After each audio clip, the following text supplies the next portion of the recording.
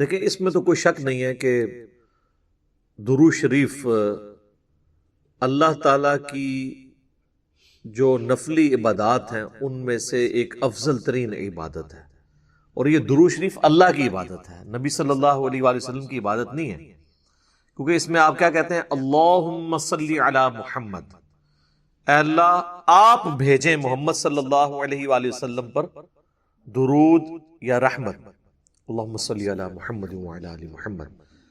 تو اللہ تعالیٰ سے ریکویسٹ کی جاتی ہے، تو یہ دعا ہے، اور دعا ہے عبادت۔ جامعہ ترمذی کے اندر، ابو داؤد میں، سنن نسائی میں حدیث ہے الدعاء هو العبادہ، دعا ہی تو عبادت ہے۔ اور اس کے بعد نبی علیہ السلام نے جب یہ بات ارشاد فرمائی الدعاء هو العبادہ، پھر آپ نے سورۃ المؤمن کی آیت نمبر 60 تلاوت کی، ادعونی استجب لکم ان الذین یستکبرون عن عبادتی، اے میرے بندو مجھ سے مانگو میں تمہاری دعا کو قبول کروں گا، بے شک وہ لوگ جو میری عبادت سے تکبر کرتے ہیں۔ بات دعا کی ہو رہی تھی لیکن آیا عبادت سے، کیونکہ دعا عبادت ہے، ایاک نستعین بھی عبادت ہے، دعا مانگنا۔ اسی لیے ہم کہتے ہیں کہ صرف اللہ ہی کو پکارا جائے۔ تو جو لوگ میری عبادت سے تکبر کرتے ہیں میں انہیں ذلیل و خوار کر کے جہنم میں داخل کروں گا۔ سورۃ المؤمن جسے سورہ غافر بھی کہتے ہیں، اس کی آیت نمبر ہے 60۔ اللہم اجرنا من النار، آمین۔ تو اس کے تحت درود شریف جو ہے یہ اللہ کی عبادت ہے، چونکہ وہ دعا ہے، لہٰذا جو عبادت ہے اس کے اوپر تو کوئی دوسری بات ہو ہی نہیں سکتی ہے۔ اور درود شریف کے حوالے سے تو ہمیں اللہ تعالیٰ نے قرآن حکیم میں حکمن یہ بات ارشاد فرمائی ہے، سورۃ الاحزاب کی آیت نمبر 56، ان اللہ وملائکتہ یصلون علی النبی یا ایھا الذین آمنوا صلوا علیہ وسلموا تسلیما اللہم صلی علی محمد وعلی آل محمد واصحابہ اجمعین الی یوم الدین، آمین۔ یہ آیت مبارکہ میں اللہ تعالیٰ نے واضح حکم دیا ہے کہ بے شک اللہ اور اس کے فرشتے نبی صلی اللہ علیہ وآلہ وسلم پر درود پڑھتے ہیں، اے ایمان والو تم بھی نبی صلی اللہ علیہ وآلہ وسلم پر درود اور خوب سلام بھیجو۔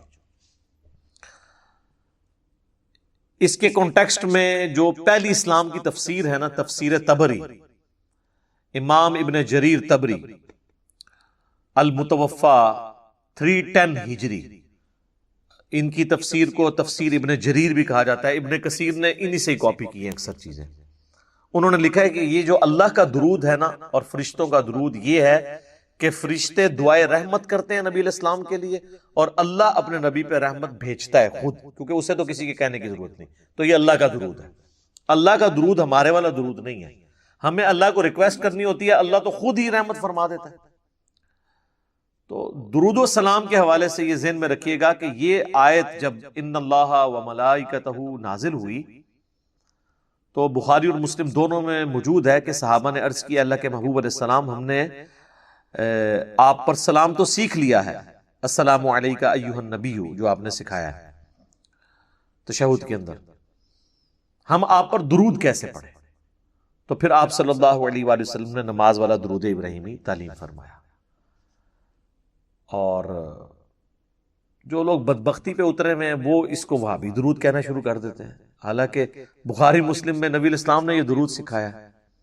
حتیٰ کہ تفسیر نعیمی جو مفتی احمد یار خان نعیمی اور ان کے بیٹے نے مل کے لکھی ہے، اس میں واضح انہوں نے لکھا ہے کہ درود ابراہیمی جو ہے یہ ایک ناقص درود ہے نماز کے باہر، اور یہ پڑھنا گناہ ہے، نعوذ باللہ، گناہ۔ وہ کہتے ہیں نماز کے اندر تو درست ہے، وہ کہتے ہیں گناہ کی جسٹیفیکیشن وہ یہ دیتے ہیں کہ جی اس میں تو اللہ کا حکم پورا نہیں ہو رہا، کیونکہ اللہ تو کہہ رہا ہے درود اور سلام دونوں بھیجو، تو اس میں تو صرف درود ہے، سلام کوئی نہیں ہے۔ دیکھیں، اور نماز میں السلام علیکہ ایھا النبی آ جاتا ہے۔ میرے بھائی سلام اور درود دونوں انٹرچینجبل الفاظ ہیں۔ اگر یہی بات آپ کی منطق مان لی جائے نا تو 99% احادیث صرف درود کے بارے میں، سلام کے بارے میں نہیں ہے۔ مثلا صحیح مسلم میں جو حدیث ہے، جو شخص اذان کا جواب دے اس کے بعد مجھ پر درود پڑھے تو جو ایک دفعہ درود پڑھے گا اللہ اس پہ 10 رحمتیں نازل فرمائے گا۔ اور پھر آپ علیہ السلام نے فرمایا اس کے بعد اللہ کے حضور میرے لیے الوسیلہ والی دعا مانگے تو میری شفاعت اس کے لیے حلال ہو جائے گی۔ اس میں سلام تو ہے نہیں ہے، وہاں تو کسی نے اللہ کے نبی علیہ السلام کو مشورہ نہیں دیا کہ آپ یہ ناقص بات کیوں کر رہے ہیں، درود والی آپ کو سلام بھی ساتھ کہنا چاہیے۔ خام خواہ یہ انٹرچینجبل الفاظ ہے، جس طرح اردو میں بھی خوش و خرم، درود اور سلام۔ درود کیا ہے؟ ہم یہ ویسے فارسی زبان کا لفظ ہے، عربی میں صلاح دعا ہے، دعائے رحمت نبی علیہ السلام کے لیے۔ اور سلامتی کیا ہوتی ہے؟ وہ بھی دعائے رحمت ہی ہوتی ہے، یعنی ایک انداز ہے دونوں اعتبار سے، نبی علیہ السلام پہ کوئی درود پڑھے یا سلام پڑھے، بات تو ایک ہے۔ سنن نسائی میں حدیث ہے، جو مجھ پر ایک دفعہ درود پڑھتا ہے اللہ تعالیٰ اس پہ 10 دفعہ رحمت نازل فرماتا ہے، اور جو ایک دفعہ سلام پڑھتا ہے اللہ تعالیٰ اس پہ 10 دفعہ سلامتی نازل فرماتا ہے۔ آپ نے کبھی اس کو آپس میں کمپیئر نہیں کروایا؟ جامعہ ترمذی میں حدیث ہے، قیامت والے دن سب سے زیادہ میرے نزدیک وہ ہوگا جس نے دنیا میں سب سے زیادہ مجھ پہ درود پڑھا ہوگا، اس میں سلام کا ذکر ہی کوئی نہیں موجود ہے۔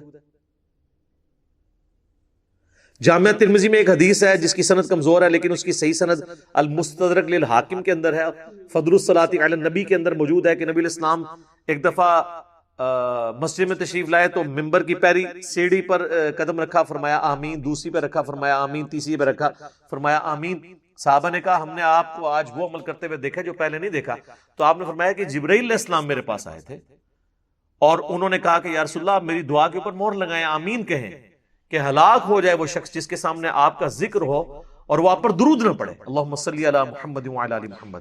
ایک مجلس میں ایک دفعہ پڑھ لینا کافی ہوتا ہے، ہر دفعہ پڑھیں تو بہت اچھی بات ہے۔ تو میں نے کہا آمین۔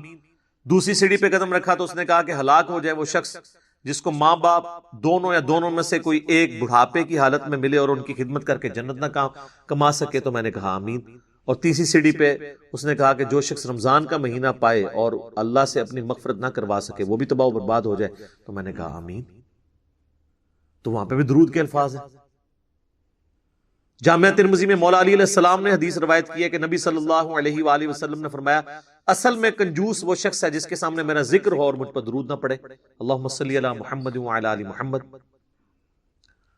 سنن نسائی کے اندر حدیث موجود ہے، نبی علیہ السلام نے فرمایا جو مجھ پر ایک دفعہ درود پڑتا ہے اللہ تعالیٰ اس پہ 10 رحمتیں نازل فرماتا ہے، اس کے 10 گناہ معاف کر دیتا ہے، اس کے 10 درجات بلند فرما دیتا ہے، اس کے لیے 10 نیکیاں لکھ دیتا ہے۔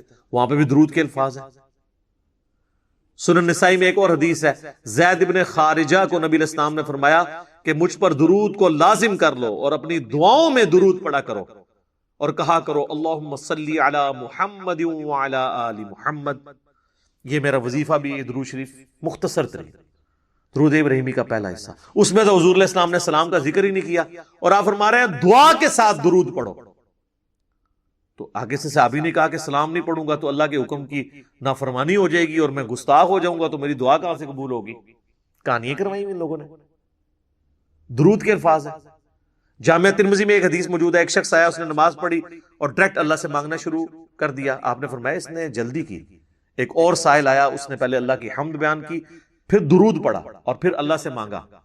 تو آپ نے فرمایا سل تعطا، سل تعطا، مانگ تجھے دیا جائے گا، مانگ تجھے دیا جائے گا۔ اور دوسرے شخص کو حضور نے بلا کے کہا کہ پہلے اللہ کی حمد بیان کرو، پھر مجھ پہ درود پڑھو اور پھر اللہ سے مانگو۔ یہ دعا کا سلیقہ ہے۔ وہاں پہ بھی سلام کے الفاظ موجود نہیں ہیں۔ سر 99.99% احادیث میں صرف درود کے الفاظ ہیں، سلام کے بھی ہیں لیکن بہت کم حدیثوں میں۔ سنن نسائی میں حدیث ہے زمین پہ اللہ کے فرشتے سیاحت کرتے ہیں، میرے امتیوں کا سلام میرے تک پہنچاتے ہیں، جو ہم نماز میں بھی پڑھتے ہیں السلام علیکہ ایھا النبی۔ ہاں قبر رسول پہ پڑھیں تو وہ لادہ درجے کی ایک فضیلت ہے۔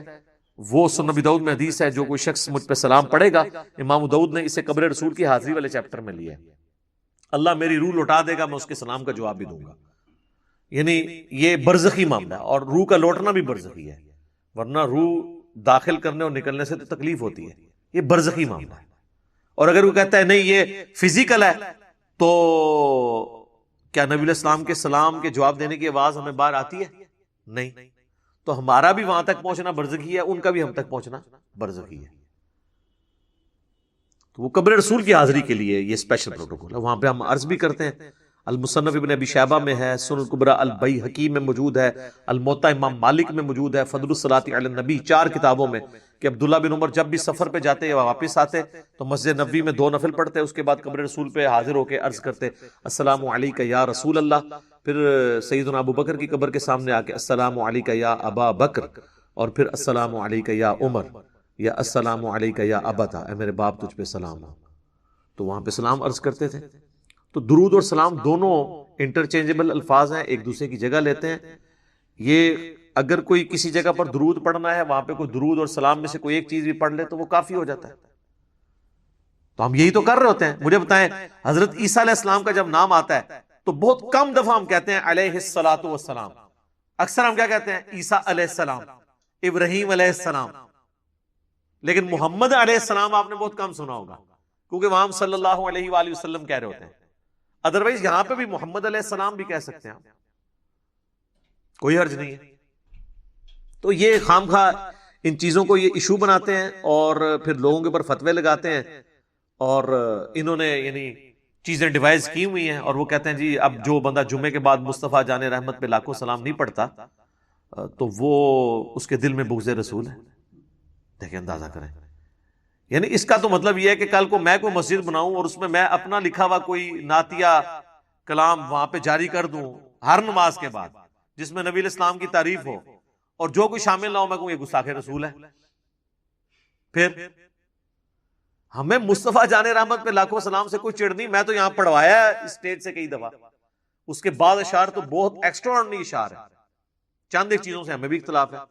نعت کے طور پہ آپ ضرور پڑھیں، وہ صحیح مسلم میں حدیث ہے کہ حسان ابن ثابت جو تھے وہ نبی علیہ السلام کے لیے نعت پڑھا کرتے تھے، باقاعدہ نعت اشعار موجود ہیں، اور بخاری اور مسلم دونوں میں حدیث ہے اے اللہ روح قدس کے ذریعے حسان کی مدد فرما، جس طرح کہ عیسیٰ ابن مریم کی ہوئی تھی۔ نبی علیہ السلام تو دعا کرتے تھے نعت پڑھنے والوں کے لیے۔ نعت کے طور پہ ضرور پڑھیں، لیکن جب آپ کسی چیز کو اجتماعی عبادت کی شکل دیں گے اور اسے کسی جگہ فکس کریں گے، جس طرح انہوں نے ہر نماز جمعہ کے بعد صلاۃ والسلام کھڑے ہو کے یوں پڑھتے ہیں اور اسے فکس کر لیا اس اعتبار سے، اور کھڑے ہو کر صلاۃ والسلام ایک دائرہ بنا کے، اور جو نہیں پڑھتا اس کو کہتے ہیں اس کے دل میں بغض ہے۔ حالانکہ ان سے پوچھے کہ صحابہ کرام صلاۃ والسلام اس طرح جمعے کے بعد پڑھتے تھے، ہیں اینج کریں گے؟ عربی میں ہی بتا دیں کہ پڑھتے تھے کہ نہیں۔ ہم کہتے ہیں یار اذان کے ساتھ درود نہ پڑھو، اذان کے بعد آپ درود اور دعا مانگو، مسلم شریف میں حدیث ہے، شفاعت واجب ہو جائے گی۔ پہلے کیوں پڑھتے ہو؟ اس کا حصہ کیوں بنا دیا ہے؟ وہ کہتے ہیں ہم وقفہ کر لیتے ہیں، اور وقفہ بھی کرتے ہیں جب بجلی ہو، جب بجلی آف ہو، اسپیکر بند ہو، تو بغیر صلاۃ والسلام کے ہی اذان دے دیتے ہیں، کیونکہ وہ کسی اور کو سنا رہے ہوتے ہیں۔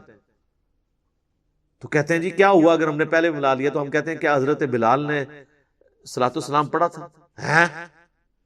اور یہ سیم بات غلام سعود سعیدی صاحب نے بھی شرح صحیح مسلم میں، بریلویوں کے خود اتنے بڑے محدث گزرے ہیں اور کسی حوالے سے میرے استاد بھی ہیں، تو انہوں نے لکھا ہے کہ حضرت بلال کے دل میں ہم سے زیادہ عشق رسول تھا، لیکن وہ اذان سے پہلے درود و سلام نہیں پڑھا کرتے تھے۔ اور ان کی مسجد میں میں بلکہ ایک دو راتیں رہا بھی ہوں، تو انہوں نے منع کیا ہوا تھا وہاں، کبھی کبھار وہ اپنے مکتب فکر کے شر سے بچنے کے لیے 3-4 دن بعد نا ایک دفعہ درود پڑھوا لیتے تھے، وہ بھی بعد میں، ویسے وہ اذان کے ساتھ درود نہیں پڑھواتے تھے۔ تو ہم جب کہتے ہیں تو وہ فوراً فتویٰ لگاتے ہیں، وہ کہتے ہیں نہیں بغض ہے جبھی تو منع کر رہے ہیں نا، ٹائم کوئی اللہ نے بتایا نہیں ہے، اگر اللہ نے ٹائم نہیں بتایا تو جب مرضی پڑھیں۔ تو سر پھر ہم آپ سے عرض کریں گے کیا آپ مسجد میں جاتے وقت ٹوائلٹ کی دعا پڑھیں گے، یا ٹوائلٹ میں جاتے وقت دعا پڑھتے ہوئے ساتھ دروشی بھی پڑھیں گے؟ تو خود ہی ان کو سمجھ آ جائے گی بات کی کہ ہر چیز کا ایک وقت ہے۔ یہ تو اسی طریقے سے ہے، دروشی کا اگر کوئی وقت نہیں ہے تو پھر آپ قیام کے اندر سورہ فاتحہ کی جگہ دروشی پڑھنا شروع کر دیں گے، اپنی مطلب سے چیزوں کو اپنی مرضی سے چینج کریں گے۔ تو آپ حدیث سن لیں، جامعہ ترمذی کے اندر عبداللہ بن عمر کے سامنے ایک شخص کو چھینک آئی، اس نے کہا الحمدللہ والسلام علی رسول اللہ، تمام تعریفیں اللہ کے لیے اور سلام ہو نبی صلی اللہ علیہ وآلہ وسلم پر۔ اچھا الصلاۃ والسلام نہیں انہوں نے پڑھا۔ یہ کہتے ہیں نا درود سلام کے بغیر ناقص ہے، تو سلام تو درود کے بغیر اس سے بڑا ناقص ہوگا، کیونکہ اصل چیز تو درود ہے، تو انہوں نے تو نہیں پڑھا۔ تو عبداللہ بن عمر نے کہا میں بھی پڑھتا ہوں الحمدللہ والسلام علی رسول اللہ عام حالت میں، لیکن یہاں چھینک کے ساتھ میں نہیں پڑھتا۔ یہاں ہمیں نبی علیہ السلام نے صرف تعلیم فرمایا الحمدللہ یا الحمدللہ علی کل حال، تم وہی کہو جو نبی علیہ السلام نے تعلیم فرمایا۔ تو اس نے 295 نہیں لگوائی عبداللہ بن عمر کے اوپر کہ آپ درود کے منکر ہیں، آپ نہیں مانتے درود شریف کو۔ ان کی تربیت نبی علیہ السلام نے کی تھی۔ بخاری اور مسلم دونوں میں حدیث ہے، ایک صحابی کو آپ صلی اللہ علیہ وآلہ وسلم نے رات کے وقت وضو کے بعد سونے سے پہلے ایک دعا تعلیم کی، اس میں الفاظ تھے بِنَبِيِّكَ الَّذِي أَرْسَلْتَ، میں ایمان لایا اس پر جو میرے نبی کے ساتھ، تیرے نبی کے ساتھ اے اللہ نازل ہوا، تو اس نے اس دعا کو ریپیٹ کرتے ہوئے پڑھ دیا برسولک الذی ارسلت، بہتر الفاظ استعمال کیے، سپرلیٹو ڈگری ہے رسول. رسول تو صرف 315 ہیں، باقی تو 1,00,000 سے زیادہ انبیاء ہی ہیں. تو آپ فرمایا تم نے میرے الفاظ کیوں چینج کیے، وہی کہو جو میں نے کہا ہے. تو اس نے آگے سے نہیں کہا کہ یا رسول اللہ میں نے تو بہتر ڈگری لگا دی ہے، تو آپ قبول کر لیں، اس کو بدعت حسنہ کے طور پہ قبول کر لیں. آپ علیہ السلام کو پتا تھا کہ الفاظ نہ چینج کریں گے تو پھر معاملات خراب ہوں گے. اچھا پھر ان کے پاس ایکسکیوز باقی رہ جاتا ہے، وہ دیکھیں جی منع کہاں ہے. اس کا بھی ہم نے ان کو جواب دیا ہے کہ منع تو ہو گیا نا جب جنرلی آپ علیہ السلام نے فرما دیا. صحیح مسلم میں 2005 نمبر حدیث امام جعفر نے امام باقر سے، اور امام باقر نے جابر بن عبداللہ سے روایت کی رضی اللہ عنہم اجمعین و علیہم السلام اجمعین، کہ نبی علیہ السلام ہر خطبے سے پہلے کہتے تھے اما بعد فإن خیر الحدیث کتاب اللہ وخیر الہدی ہدی محمد صلی اللہ علیہ وآلہ وسلم وشر الامور محدثاتها وکل محدثۃ بدعہ وکل بدعۃ ضلالہ وکل ضلالۃ فی النار. کچھ الفاظ مسلم کے ہیں، کچھ سنن نسائی کے، کچھ ترمذی کے. آگاہ ہو جاؤ سب سے بہترین کلام اللہ کی کتاب ہے، سب سے ہدایت یافتہ راستہ محمد صلی اللہ علیہ وآلہ وسلم کا ہے. بدترین کام وہ ہیں جو دین میں خود سے داخل کر دیے جائیں، اور وہ تمام کام بدعتیں ہیں، تمام بدعتیں گمراہیاں ہیں، اور تمام گمراہیاں آگ میں لے جانے والی ہیں. اللہم اجرنا من النار، آمین. تو اب حضور آپ کو کیسے منع کریں؟ آپ جنرل کہہ رہے ہیں کہ میں نے جو تعلیم کیا اس سے ہٹ کے آپ نے نہیں کرنا. بخاری اور مسلم دونوں میں حدیث ہے من احدث فی امرنا ھذا فہو رد، جس نے ہمارے دین میں جو ہم نے تعلیم کیا ہے کوئی بات نہیں داخل کر دی وہ مردود ہے. اگر کوئی کہے گا نا میں فجر کے 3 فرض پڑھوں گا، ایک فالتو ہی ہے، مردود ہو جائے گی. اچھا 2 کی بجائے 1 پڑھنے سے مردود ہونا تو سمجھ آتی ہے، 2 کی بجائے 3 پڑھنے سے مردود کیوں ہو جائے گی؟ کیونکہ نبی علیہ السلام کے پیٹرن سے ہٹ جائے. عبادت کی قبولیت کے لیے پہلی شرط عقیدے کا درست ہونا، دوسری شرط نبی علیہ السلام کے طریقے پہ ہونا، اور تیسری شرط اخلاص بھی ہو، اللہ کے لیے ہو رہا ہو، دکھلاوے کے لیے نہیں. پھر نبی علیہ السلام کا طریقہ چھوڑ دیا تو پھر آپ کی کہاں سے عبادت قبول ہونی ہے؟ پھر بھی ان کو سمجھنا ہے. پھر میں ان کو اینٹی وینم الزامی جواب، پھکی جسے میں پنجابی میں کہتا ہوں، وہ دیتا ہوں کہ اچھا یہ بتاؤ کہ جنازے کی اذان منع کہاں ہے؟ وہ کہتے ہیں جی نبی علیہ السلام نے دی نہیں ہے. یہ تو کوئی ایکسکیوز نہیں ہے. اذان کیا برا کام ہے؟ نیکی کا کام ہے، کرو. بخاری مسلم میں حدیث ہے اذان کی آواز سن کے شیطان کی ہوا خارج ہو جاتی ہے اور وہ بھاگ جاتا ہے. تو آپ کو جو بعد میں قبر پہ جا کے آپ اپنی اذان خود سے دیتے ہیں شیطان کو بھگانے کے لیے، جنازے کے وقت بھی بھگائیں نا. تو کہتے ہیں نہیں جی وہ تعلیم نہیں کی نبی علیہ السلام نے. تو پھر آپ کی اپنی ڈیفینیشن خود ہی خراب ہو گئی نا. ہم بھی یہی کہتے ہیں جو تعلیم نہیں کی وہ نہیں کرنا. اور کچھ زیادہ کوئی چتر بننے کی کوشش کرتے ہیں، وہ کہتے ہیں جی یہ جنازے دی اذان ہوندی ہے جڑا بچہ پیدا ہوتا ہے نا اس ٹائم کہانی دیتی جاتی ہے. ایڈی لمبی کہانی بناتے جی. یہ کس آیت اور حدیث میں لکھا ہوا ہے کہ یہ وہ والی اذان ہوتی ہے؟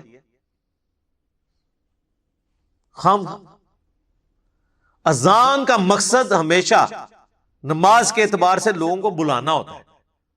تو اس کا تو مطلب ہے کہ جب بچے کے کان میں اذان دی جائے تو سپیکر میں دیا کریں تاکہ سارے گھر آپ کے پہنچ جائیں اور کہیں جی آج جنازہ پڑھنا آیا ہے دسو کدوں ہونا ہے. پھر اس طرح کی گلاں ہون گے جو آپ دیا گے نا. نان سینس باتیں کرتے ہیں. عید کے لیے میں نے بات کی، وہ کہتے ہیں نہیں دیکھیں جی بخاری مسلم میں آتا ہے کہ نبی علیہ السلام عید کی اذان نہیں دیا کرتے تھے، صرف جماعت ہوتی تھی. تو اس میں منع تو کہیں نہیں لکھا ہوا کہ آپ منع کرتے تھے، کیونکہ آپ تو کہتے ہیں جو اللہ کے نبی نے کیا یا نہیں کیا اگر وہ اچھا کام ہے اور منع نہیں کیا تو جائز ہے، تو عید کی اذان دے نا. تو کہیں گے نہیں. تو یہاں پہ بھی آپ یہی سمجھیں. تو یہ بدعت کو سمجھیں، یہ بہت سینسٹیو ایشو ہے. اس طرح تو ہر شخص اپنی مرضی کا دین ڈیوائز کرنا شروع کر دے گا.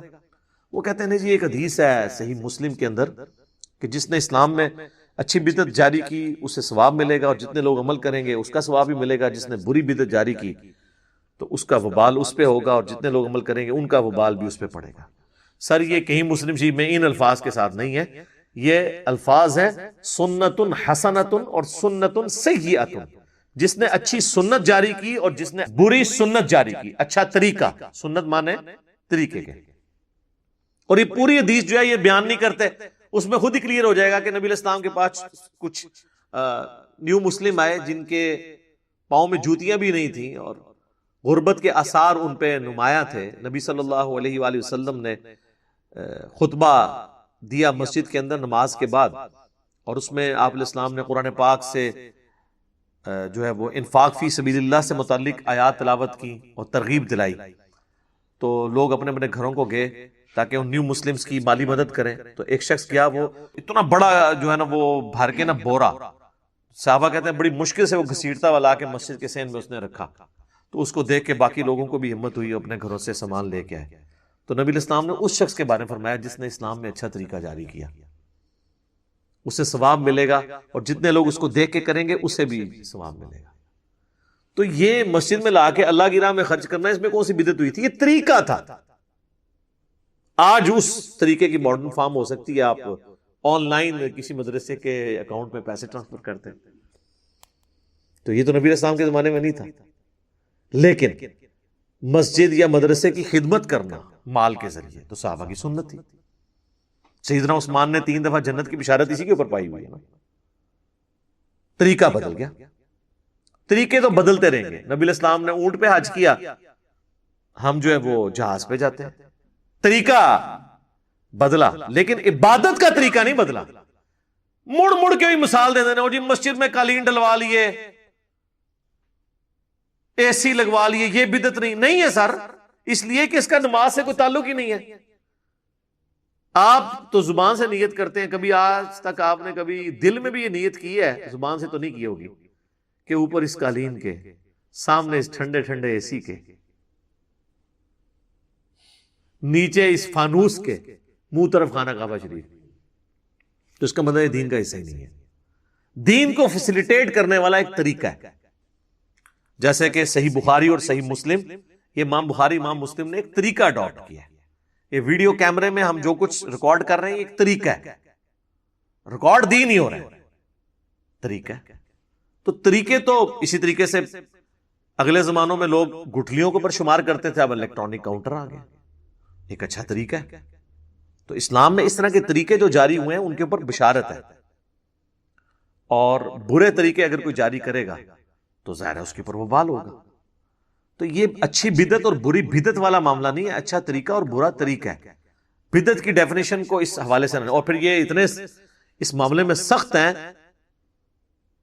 اسی جمعے کو ہم نے ایک جگہ مسجد میں نماز پڑھی. اب وہ مسجد بھی یعنی وہ جنہوں نے بنوائی ہے، ایک بھائی ان کا اہل حدیث ہے، ایک بریلوی ہے. امام مسجد انہوں نے وہ رکھا ہوا ہے ایک بریلوی، اور جو خطبہ دیتے ہیں وہ ایک اہل حدیث ٹائپ ہیں بھائی، تنظیم اسلامی کے جو رفع الیدین سے نماز پڑھتے ہیں. تو نماز پڑھ کے ہم نکلے ہیں تو انہوں نے جناب سپیکر آن کر کے ایک بچہ کھڑا کر کے 2 بندے کھڑے کر کے مصطفیٰ جان رحمت اللہ کو سلام شروع کر دیا، اور عجیب و غریب نظروں سے باقیوں کو دیکھ رہے ہیں کہ یہ لوگ پڑھ نہیں رہے ہیں. انہوں نے یعنی یہ سمجھا کہ اب یہ اس جمعے کا حصہ بن گیا، تو بنا دیا انہوں نے. وہ کہتے ہیں جمعے والے دن درود شریف کی بڑی فضیلت ہے. سر درود شریف کی فضیلت ہے جب آپ انڈیویجولی پڑھتے ہیں، بالکل ہے. ابو داؤد میں حدیث موجود ہے، مشکات کے اندر بھی ہے کہ جمعے کا دن تمام دنوں کا سردار ہے. اس دن آدم علیہ السلام پیدا ہوئے، اس دن وہ فوت ہوئے، اس دن پہلا سور پھونکا جائے گا، اسی دن دوسرا سور پھونکا جائے گا. تم جمعے کے دن مجھ پہ درود کی کثرت کرو، بے شک تمہارا درود مجھ پہ پیش کیا جاتا ہے.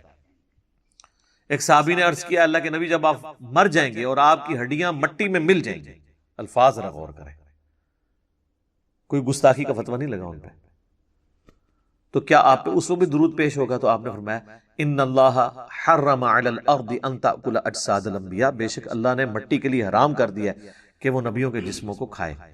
مجھ پہ اس وقت بھی درود پیش ہوگا. تو ظاہر درود شریف جمعے والے دن پڑھنا چاہیے. اللہم صلی علی محمد وعلی آل محمد، ہم تو پڑھتے ہیں اہتمام کے ساتھ جمعے والے دن درود شریف، لیکن اس کو آپ مصطفیٰ جان رحمت پہ لاکھوں سلام کس طرح فٹ کر رہے ہیں؟ بریلویوں نے یہ نشانی بنا دی. دیوبند نے جی وہ ایک درود شریف وہ جی 80 دفعہ پڑھ لیں جمعے والے دن 80 سال کے گناہ معاف ہو جائیں گے. بریلویوں کو بھی بتایا جاتا ہے وہ اللہم صلی علی محمد النبی الامی وآلہ وسلم تسلیما. تو سر یہ القول البدی کتاب میں موجود ہے اس کا ریفرنس، اور وہ جو اس کا راوی ہے نا امام سخاوی، وہ نبی علیہ السلام کے 500 سال بعد آیا اور اس نے بغیر سند کے یہ حدیث لکھی ہے. یہ حدیث کہاں ہے؟ اس کی کوئی ملتی جلتی کوئی سند موجود ہے طبرانی میں بھی، وہ بھی متروک اور ضعیف راویوں سے ہے. 80 سال کے گناہ اس طرح معاف نہیں ہوں گے. اسی تو لوگ پھر صرف جمعہ ہی پڑھتے ہیں, اس کے بعد 80 دفعہ دروش ہی پڑھ لیتے ہیں, 5 وقت کی نماز ہی چھوڑی ہوئی ہے لوگوں نے. اس طرح نہیں 80 سال کے گناہ معاف ہوتے. دروشی آپ پڑھیں, ضرور پڑھیں, لیکن جب آپ 100 دفعہ پڑھیں, 80 دفعہ پڑھیں, پڑھنا چاہتے ہیں ضرور پڑھیں, لیکن جب آپ ہلکا بنائیں گے, ایک اجتماعی شکل دیں گے, یہ یاد رکھیں پیٹ رول بدعت کا. انڈیویجولی آپ جو مرضی کریں, جو کتاب و سنت میں آیا ہوا ہے, ٹائم سے ہٹ کے بھی, تو اس کے اوپر کوئی فتویٰ نہیں لگتا. تو ہر شخص کو حق حاصل ہے نفلی عبادت جس ٹائم مرضی کرے, اللہ جن اوقات کے اندر منع ہے. وہ ہم یہی کہیں گے کہ منع کن اوقات میں. میں آپ کو نہیں کہوں گا اشراق آپ نے فجر کا وقت ختم ہونے کے 20 منٹ بعد ہی پڑھنی ہے, آپ بے شک 2 گھنٹے بعد پڑھ سکتے ہیں. لیکن جو اجتماعی چیزیں ہیں نا, جیسے ہی اجتماعیت آئے گی تو ہر وہ چیز جو نبی علیہ السلام نے تعلیم نہیں فرمائی بدعت ہو جائے گی. مثلا اگر کوئی اشراق کی اذان شروع کروا دے, اذان نہ بھی شروع کروائے, اعلانیہ کہنا شروع کر دے کہ آؤ جی اشراق پڑھیں, بدعت ہو جائے گی. ویسے مسجد میں لوگ جمع تھے, بائی چانس نفلی جماعت کروا لی, وہ بخاری مسلم میں حدیث ثابت ہے کہ ہو سکتا ہے. لیکن اسپیشلی روزانہ بیٹھنا, بندوں کو اکٹھا کر کے اشراق پڑھوانا جماعت کے ساتھ, بدعت. انڈیویجول آپ کریں, انڈیویجولی آپ تسبیح پہ پڑھیں, گٹھلیوں پہ پڑھیں, کوئی حرج نہیں ہے. ابو داؤد میں حدیث ہے, ایک صحابیہ پڑھ رہی تھی, نبی علیہ السلام نے اس کو منع نہیں کیا, بلکہ آپ نے کہا اس سے آسان وظیفہ تعلیم فرماتا ہوں, ہمارے نزدیک گٹھلیوں پہ پڑھنا جائز ہے, آپ تسبیح بھی پڑھ سکتے ہیں. لیکن اگر آپ بندے اکٹھے کر لیں اور آگے ایک چادر بچھا کے گٹھلیاں رکھ لیں اور اجتماعی اس کو شکل دے دیں, تو اس کے اوپر بدعت کا فتویٰ لگ جائے گا. اور یہ میں بدعت کا فتویٰ اپنی طرف سے نہیں لگا رہا. سنن دارمی میں اتنی رکت انگیز حدیث ہے المقدمہ کے اندر, مقدمے کے اندر, سنت کی اہمیت کو اجاگر کرنے کے لیے. اور امام دارمی وہ ہیں جن سے آلموسٹ 70 احادیث امام مسلم نے لی ہیں. امام مسلم کے استاد ہیں امام دارمی, اور کتب ستہ کے بعد جس کتاب کا نمبر ہے نا, الموطا امام مالک اور مسند احمد کو چھوڑ کے, وہ سنن دارمی ہے. اس کے مقدمے میں یہ روایت موجود ہے, بریلویوں نے چھاپی بھی ہے, آپ خود پڑھ لیں. کوفے کی جامع مسجد کے اندر کچھ لوگ بیٹھ کے گٹھلیوں کے اوپر پڑھ رہے ہوتے ہیں, سبحان اللہ, الحمدللہ, لا الہ الا اللہ, اللہ اکبر. سر اس سے افضل کوئی وظیفہ ہی نہیں ہے. صحیح مسلم میں حدیث ہے کہ جن چیزوں پہ سورج طلوع ہوتا ہے نا, مجھے ان کلمات سے بڑھ کر کوئی اور عزیز چیز نہیں ہے. جن پہ بھی سورج طلوع ہوتا ہے, یعنی دنیا اور جو کچھ اس کے اندر ہے, سے بڑھ کے مجھے محبوب ہے سبحان اللہ والحمدللہ ولا الہ الا اللہ واللہ اکبر. یہی تسبیح فاطمہ میں بھی الفاظ ہیں. تو ابو موسیٰ اشعری رضی اللہ تعالیٰ عنہ نے مسجد میں دیکھا کہ اس طرح, تو ایک بندہ بولتا ہے جی پڑھو 100 دفعہ سبحان اللہ. لوگ 100 دفعہ سبحان اللہ پڑھتے ہیں اور وہ اپنی گٹھلیاں پھینکتے ہیں. اب ان کو یہ عجیب لگا, انہوں نے بجائے کو فتویٰ لگانے کے نا, وہ عبداللہ ابن مسعود کے گھر آئے اور کہا کہ حضرت, وہ اس لیے بھی کہ عبداللہ ابن مسعود حضرت عمر کا یہ دور کی بات ہے, حضرت عمر کے دور میں وہ چیف جسٹس بھی تھے اور دین کو زیادہ جانتے تھے. تو یہ حضرت عمر یا حضرت عثمان کے دور کی بات ہوگی, کیونکہ حضرت علی کا زمانہ تو خلافت کا نہیں پایا. ابن مسعود 33 ہجری میں فوت ہوئے ہیں. عبداللہ ابن مسعود کو انہوں نے آگے کہا کہ آج میں نے مسجد میں ایسا کام ہوتے ہوئے دیکھا ہے جو میں نے نبی علیہ السلام یا ان کے صحاب میں تو نہیں دیکھا. تو ان کا کیا, ان کا یہ ہو رہا ہے. تو انہوں نے کہا کہ تم نے ان کو یہ کیوں نہیں کہا کہ اپنے بیٹھ کے گناہ شمار کرو, یہاں بجائے یہ گٹھلیاں شمار کرنے کے اپنے گناہ شمار کرو. انہوں نے کہا کہ میں ابو عبد الرحمن, میں آپ کے پاس اسی لیے آیا تھا کہ میں آپ سے آ کے اس حوالے سے ڈسکس کروں. تو وہ جناب ابن مسعود کہتے ہیں میں تمہارے ساتھ مسجد میں جاتا ہوں. جا کے دیکھا انہوں نے, غصے میں آئے. وہی الفاظ جو اکثر آپ کو عمر سیریز میں بھی, وہی تباہ ہو جو تمہارا ستیہ ناس, ابھی تو اللہ کے نبی کے کپڑے بھی پرانے نہیں ہوئے, آپ صلی اللہ علیہ وآلہ وسلم کے برتن بھی نہیں ٹوٹے, اور آپ کے ساتھی بھی مر نہیں گئے سارے, اور اے امت محمدیہ تم نے اس طرح کی خرافات دین میں بدعات داخل کر دی ہیں. انہوں نے کہا کہ ہم تو سبحان اللہ الحمدللہ ہی پڑھے. انہوں نے کہا بیٹھ کے اپنے گناہوں کو شمار کرو, یہ طریقہ نبی علیہ السلام کا نہیں ہے تعلیم کیا ہوا, اپنی اپنی عبادت کرو. اور پھر ابن مسعود نے ایک جملہ بولا, وہ میں سمجھتا ہوں کی کرامت ہی ہے. انہوں نے کہا مجھے تو لگتا ہے تم میں سے اکثر لوگ شاید اللہ کو بہتر پتہ ہے، مجھے تو لگ رہا ہے کہ دین سے ہی پھر جائیں گے، اور وہی ہوا۔ وہ اسی حدیث کے اندر وہ تابعی کہتے ہیں اللہ کی قسم میں نے ان میں سے کئی لوگوں کو نہروان کے مقام پر خوارج کی طرف سے مولا علی کے خلاف لڑتے ہوئے دیکھا، مجھے یاد آیا کہ ابن مسعود نے صحیح کیا سی، وہ خارجی ہو گئے۔ یہاں پہ آپ کے سارے صوفیاء کے وہ ختم خواجگان اور ختم فلاں اور وہ کیٹیاں اور کوئی بھی نہ کرے تو تیجے 40ویں کے اوپر اور دعا کے نام کے اوپر دیوبندی بھی یہ سارے کام کر رہے ہوتے ہیں۔ تو ہم جب ان کو سمجھاتے ہیں تو وہ کہتے ہیں جناب آپ لوگ ان چیزوں کو صحیح نہیں مان رہے، آپ اللہ کے ذکر سے روک رہے ہیں، آپ جو ہے وہ منکر ہو گئے۔ تو خدا کے لیے ہوش کے ناخن لے، یہ جو اس کو لازم کر کے جمعے کا حصہ بنا دیا ہوا ہے، بلکہ ہمارے تو پنجاب میں تو اکثر مساجد میں فجر کے بعد بھی یہ پڑھا جاتا ہے، جمعے والی بات نہیں رہی، اب تو فجر کے بعد بھی پڑھا جاتا ہے۔ اور کئی مساجد ایسی ہیں کراچی میں آپ چلے جائیں جہاں روزانہ ایک نیا سلام پڑھتے ہیں، وہ میرا خیال انہوں نے اسی لیے نیا رکھا ہے کہ جی دیکھیں ہم بدل کے پڑھ رہے ہیں، ہم نے ایک کو مخصوص نہیں کر لیا۔ لیکن یہ بدعت ہی ہے جو آپ نے نا اجتماعی عبادت کوئی بھی دین میں خود سے داخل کر کے اس طریقے سے اس کا پابند کرنا، یہ غلط ہو جائے گی۔ انڈیویجول آپ بے شک کریں۔ آپ کوئی کہہ سکتا ہے یہ جو درس قرآن مسجد کے اندر ہوتے ہیں یا درس حدیث ہوتے ہیں یہ بھی تو اجتماعی ہے، یہ نبی علیہ السلام نے مقرر نہیں فرمایا۔ سر اس کی تو دین اصل میں ہے کہ صحابہ کرام اجتماعی شکل میں ہی درس میں شریک ہوا کرتے تھے۔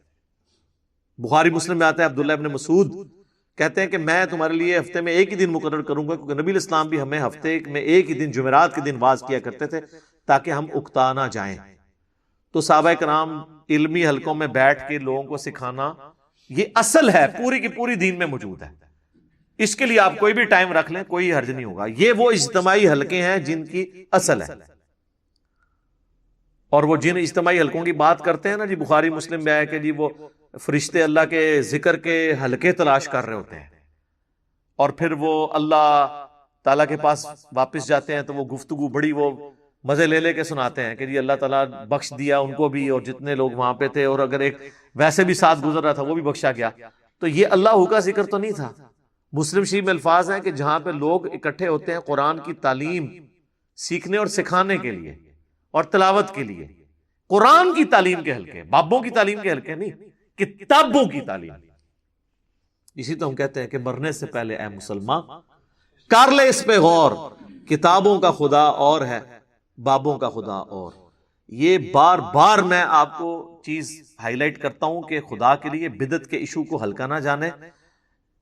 وہ پنجابی کہتے ہیں ایک غریب تو بدتمیز، ایک خود آپ دین میں چیز داخل کرتے ہیں جو نہیں کر رہا ہوتا اس کے اوپر گستاخی کے فتوے لگا رہے ہوتے ہیں۔ تو آپ دین میں یہ جو چیزیں انجیکٹ کر رہے ہیں، ظلم تو آپ نے کیا ہے۔ نبی علیہ السلام نے جب واضح فرما دیا ہے کہ من احدث فی امرنا ھذا فہو رد، تو مردود ہوگا۔ تو اچھا طریقہ اور بدعت اس میں فرق رکھنا ہے، کیونکہ یہ سارے ان چیزوں کی پلی لیتے ہیں اور وہ کہتے ہیں جناب جو پرنٹنگ پریس پہ قرآن چھپ رہا ہے یہ بدعت نہیں ہے۔ یہ بدعت اس صورت میں ہوگی جب قرآن ایسا چھپے جو اللہ کی طرف سے نازل نہیں ہوا۔ جب وہی ہے تو آپ جس مرضی طریقے سے کریں۔ اس کا تو مسلم شریف کی جو میں نے حدیث بتائی کہ اسلام میں اچھا طریقہ جاری کرنے والے پہ ثواب ملے گا۔ ہم یہ ویڈیو کیمرے میں ریکارڈنگ کروا رہے ہیں، یہ ایک اچھا طریقہ ہے۔ قرآن و سنت کے سافٹ ویئرز بنے ہوئے ہیں، یہ اچھا طریقہ ہے۔ ان کو ان چیزوں کے ساتھ میچ نہ کریں، اور لہٰذا کسی پہ فتوے نہ لگائیں، اور پیار اور محبت کے ساتھ جو بندہ تنگ کرتا ہے نا اس سے کوئی بحث کرنے کے بجائے میری یہ ویڈیو اس کو پیار محبت سے شیئر کروائیں کہ یار ایک بار یہ دیکھو تو صحیح کہ ایشو کیا ہے۔ اصل میں صلاۃ و سلام سے کسی کو چڑ نہیں ہے، مسئلہ یہ ہے کہ آپ وہ چیزیں اسلام کے اندر داخل کر رہے ہیں کہ جن کی اصل موجود نہیں ہے۔ میں آپ کو ایک مزے کی بات بتاؤں، یہ بات ہے 2000 کی یا 1999 کی نا، ہم دعوت اسلامی کا ایک مدنی قافلہ لے کے نا قائد اعظم یونیورسٹی گئے اسلام آباد۔ تو اس وقت کٹر ظاہر ہے ہم سبز پگڑی باندھتے تھے۔ میرے پاس ایک پروفیسر آ کے بیٹھے، وہ مجھے کہنے لگے بیٹا میں پچھلے دنوں انڈیا گیا ہوا تھا، تو مجھے کہنے لگے مجھے بتائیں کہ یہ جو اذان کے بعد یہ جو نماز کے بعد آپ بلند آواز سے کلمہ پڑھتے ہیں بریلوی حضرات، تو یہ سنت ہے؟ تو میں نے کہا نہیں جی یہ تو کوئی سنت نہیں ہے۔ میں نے کہا میں تو پڑھتا ہی نہیں ہوں۔ اور آپ کو بتاؤں حیران کن بات، فیضان مدینہ کراچی جہاں الیاس قادری صاحب ہزاروں لوگوں کو لے کے بیٹھے ہوتے ہیں مدنی چینل پہ، وہاں نماز کے بعد کلمہ نہیں ہوتا، پن ڈراپ سائلنس ہوتی ہے۔ کوئی کلمہ نہیں پڑھا جاتا. میں نے الیاس قادری صاحب کے پیچھے 1999 میں بالکل پیچھے ان کی امامت میں پہلی صف میں کھڑے ہو کے کتنی نمازیں پڑھی ہیں. ابھی بھی جا کے کوئی چیک کرنا چاہتا ہے کر لیں. لیکن پنجاب میں دعوت اسلامی کے کئی مراکز ہیں، وہاں پہ کلمہ ہو رہا ہے، پتہ ہے ان کو کہ یہ غلط ہے، کہ جو لوگ لیٹ ہو جاتے ہیں ان کی نماز ڈسٹرب ہو جاتی ہے، لیکن نہیں، روک نہیں سکتے. یہ ہمارے کالا دیو والی جتنی مسجدیں ان کے انڈر آتی ہیں، یہ جو کوٹلی والے پیر ہیں کشمیر والے، کشمیر میں ان کی سینکڑوں مساجد ہیں، کہیں پہ کلمہ نہیں اونچی آواز سے پڑھا جاتا. تو پروفیسر صاحب مجھے کہنے لگے کہ جی اب وہ ان پہ تو اوسی پڑ گئی نا. میں نے جب بات کی میں نے کہا یہ تو کوئی نہیں، ہم تو نہیں پڑھتے. تو کہنے لگے میں یہی آپ کو بتانے لگا تھا کہ میں باقاعدہ بریلی اعلیٰ حضرت کے مزار پہ میں نے حاضری دی ہے، اور وہاں ان کی جو اپنی مسجد ہے اعلیٰ حضرت کی، جہاں ان کی اولاد نمازیں وغیرہ پڑھاتی ہے، جو مدرسہ ہے منظر الاسلام، وہاں پہ تو نماز کے بعد کلمہ نہیں اونچی آواز سے پڑھا جاتا. تو پھر بریلوی خود بھی کیا بریلوی ہیں؟ یہ سوچنے کی بات ہے کہ بس ایویں سن سنا کے سنی، جس کو میں کہتا ہوں ٹنی، پڑھ پڑھا کے سننی نہیں. میں کہتا ہوں جی اعلیٰ حضرت کی تعلیمات میں کئی باتیں ایسی ہیں جن پہ یہ عمل کر لینا تو باقی مکاتب فکر کے ساتھ یہ کئی اختلافات ختم ہی ہوتے ہیں. احکام شریعت میں اعلیٰ حضرت نے لکھا ہے کہ نبی علیہ السلام کی مبارک جالیوں کے بارے میں کہ ان کو آپ چھو نہیں سکتے. عام قبر کے بارے میں لکھا ہے اس کے سامنے حد رکوع جھک نہیں سکتے. قبر کو چومنا، وہ کہتے ہیں چومنے میں اختلاف ہے، لیکن میرے نزدیک بہتر ہے کہ چوما بھی نہ جائے، حد رکوع جھکا بھی نہ جائے، اس کو ہاتھ بھی نہ لگایا جائے. تو یہ قبروں کو چومنے چاٹنے والے سارے لوگ کون ہیں؟ تو تعلیمات کو، اور اعلیٰ حضرت نے کوئی اسلام جاری نہیں کیا کہ بھی انہوں نے کہا کہ میری مسجد میں جو ہے مصطفیٰ جان رحمت پہ لاکھوں سلام پڑھا جائے. اب باقی انہوں نے وصایا شریف میں کہا تھا کہ میری میت کے ساتھ جو ہے نا وہ پڑھا جائے، وہ کعبے کے بدرود دو جا تم پہ کروڑوں درود، وہ والا سلام. یہ والا اس میں پھر بھی نہیں ہے. لیکن یہ بھی مطلب میں ویسے انفارمیشن کے طور پہ بتا رہا ہوں، ہے نا تسی کہو کہ جی یہ شروع کرا دینا جڑا اعلیٰ حضرت تو ثابت ہے. اعلیٰ حضرت سے نہیں ثابت دیکھنا، وہ آپ نے حضرت محمد صلی اللہ علیہ وآلہ وسلم سے ثابت دیکھنا ہے، جن کو آپ اعلیٰ نہیں کہتے ہیں، صرف حضرت محمد کہتے ہیں. فرق دیکھ لینا، وہ صرف حضرت محمد، یہاں اعلیٰ حضرت. ٹھیک ہے نا جی.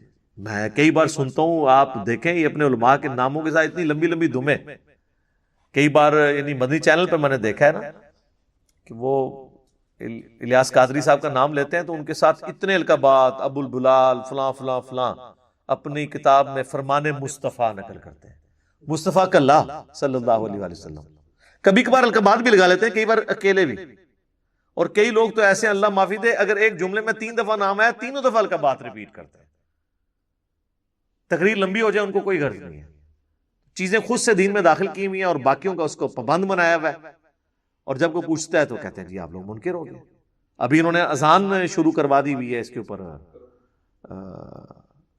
قبر کے اوپر. پوچھے کہاں لکھی ہے، وہ کہتے ہیں جی بات یہ ہے کہ قبر میں سوال ہونے ہیں نا، ان سوالوں کے جواب اذان میں. تو نبی علیہ السلام کو اس بات کا نہیں پتا تھا تو آپ ہی شروع کروا دیتے، اور کہتے ہیں دیکھیں اذان ہی دی ہے نا جی، کوئی ادھر کوئی لڈی تو نہیں ڈالی نا، غلط کام تو نہیں کیا. وہی بات پھر تو سر جنازے سے پہلے بھی اذان کروائیں، عید سے پہلے بھی اذان کروائیں، منع تو وہ بھی کوئی نہیں ہے، صرف ثابت نہیں ہے نا، کرواتے جائیں. تو یہ بدعت کے ایشو کے بارے میں معاملات کو دیکھنے کی ضرورت ہے. باقی یہ میں مانتا ہوں کہ اہل حدیث نے بھی ہر مسئلے کے اوپر جو بدعت کا فتویٰ لگایا نا، وہ بھی بالکل پھر غلط طرف چلے جاتے ہیں، وہ بھی ایکسٹریم رویے ہیں. اس طرح کے معاملات کو جو ہے نا وہ پھر بدعت کے حوالے سے خود کے ہی ایک معاملات میں وہ پھنس جاتے ہیں. لیکن جو بنیادی چیزیں ہیں ان کو آپ دیکھ کے چلیں، تاکہ دین کے اندر ایسی چیزیں داخل نہ ہوں کہ جس کی وجہ سے آپ کو پھر تکلیف اٹھانی پڑے، اور الٹا آپ تو وہ جاری کر کے سائڈ پہ ہو جاتے ہیں، جو بیچارے نہیں کر رہے ہوتے ان کے اوپر گستاخی کے فتوے لگ رہے ہوتے ہیں. تو اللہ تعالیٰ ہمیں کتاب و سنت کی تعلیمات کے مطابق چلنے کی توفیق عطا فرمائے. آمین. ٹھیک ہوگا جی.